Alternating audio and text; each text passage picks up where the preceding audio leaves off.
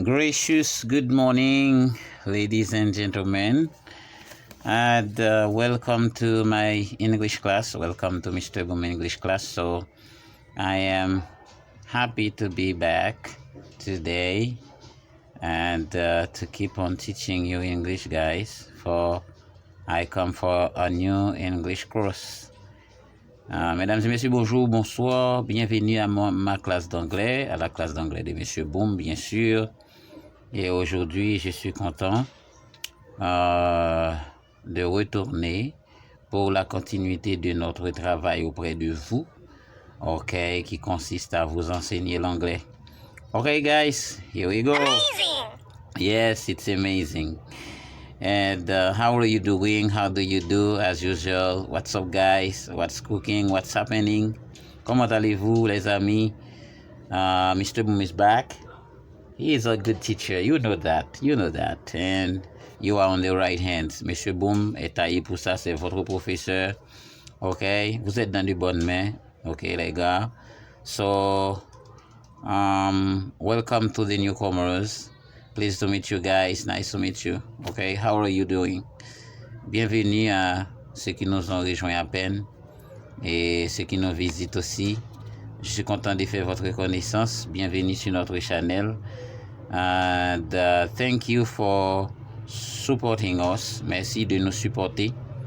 And my name is Mr. Boom, as you hear, and my English class is the only one that can help you to improve your English. Comme vous entendez, le nom c'est Monsieur Boom.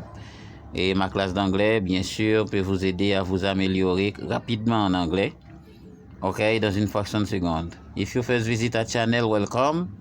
And if you have already subscribed to, welcome back. Si vous visitez notre channel à peine, bienvenue. Et dans le cas contraire, si vous êtes déjà du nôtre, bon retour. OK, come on. Here we go. Let's move along. On continue. Let's go ahead. Il faut avancer, OK? With Mr. Boom, you'll be able to speak English and the American accent training. Come on, let's go. Avec Mr. Boom, vous serez en mesure de parler l'anglais dans l'accent américain.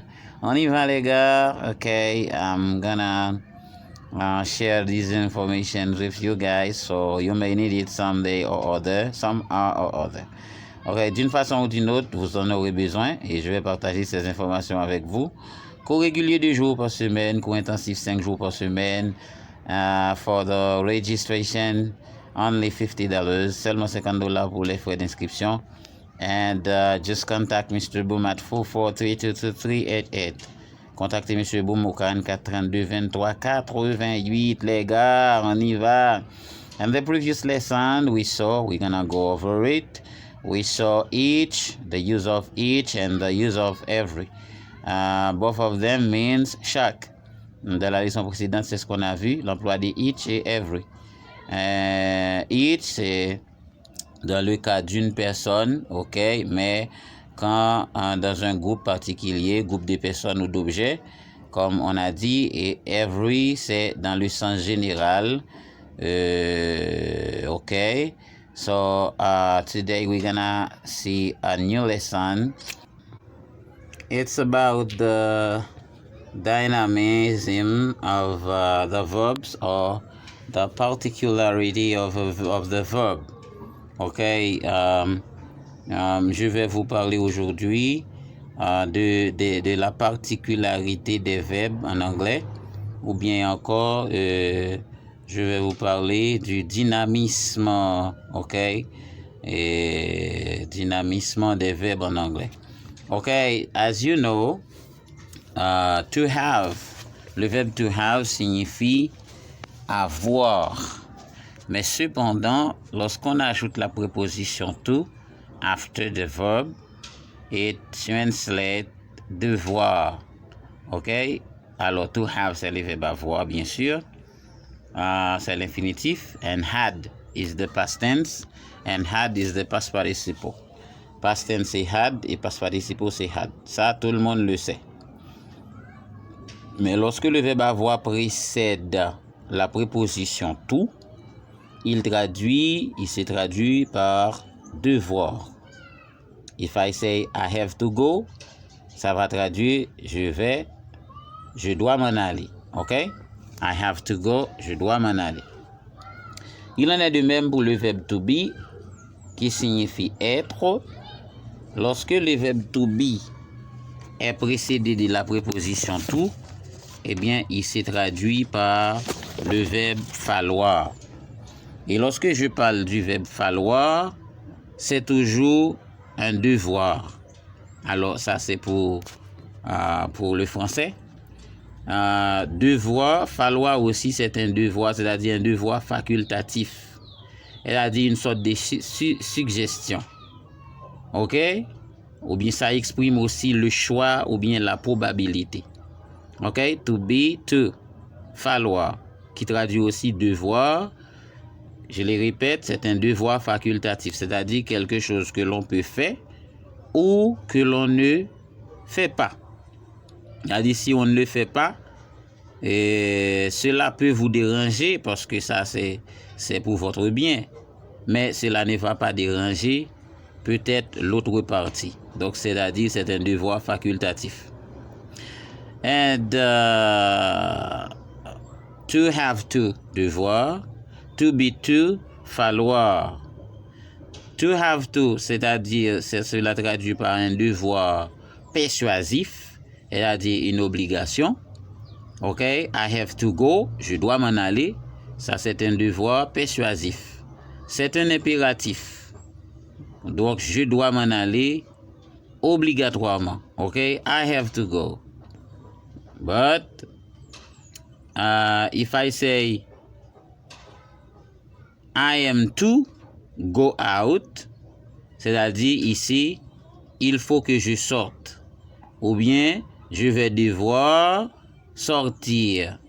Donc ici, ça c'est une sorte de suggestion, une sorte de devoir facultatif.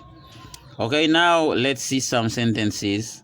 Allons voir quelques phrases à propos de cette particularité des verbes.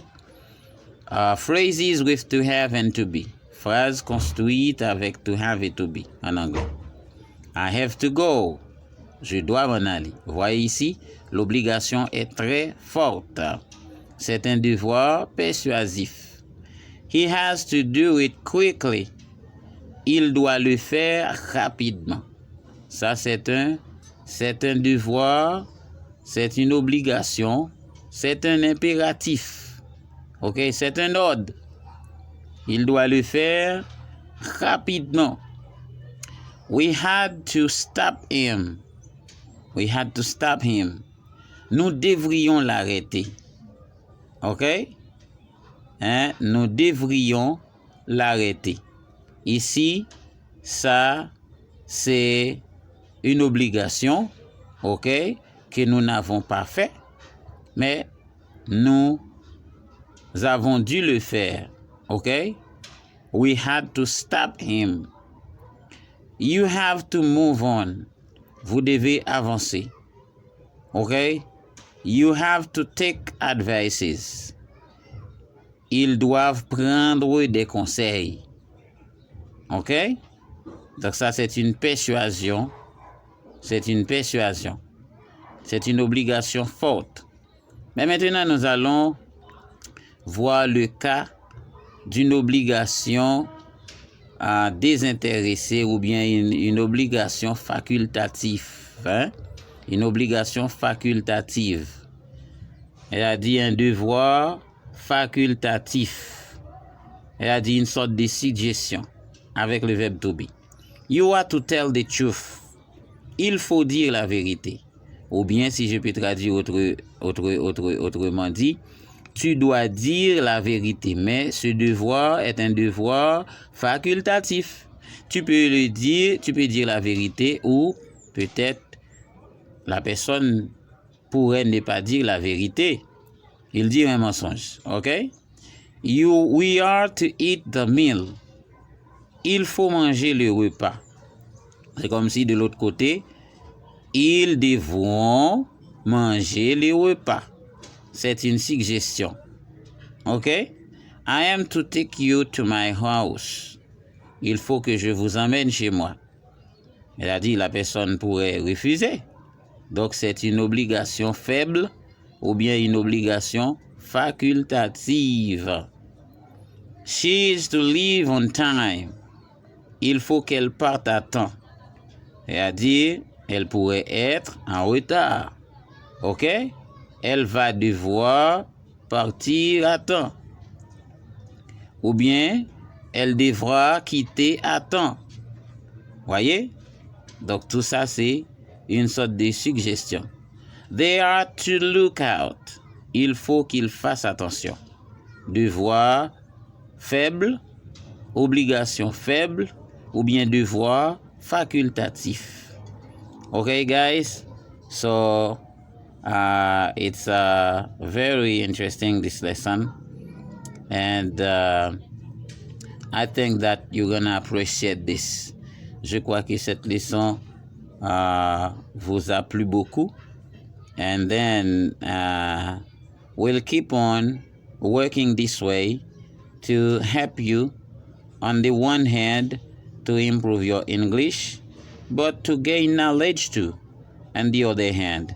D'une part, je vais continuer à vous enseigner ainsi pour augmenter votre capacité intellectuelle, mais aussi pour vous permettre de pratiquer l'anglais d'une façon plus facile, okay, plus tactique, plus méthodique.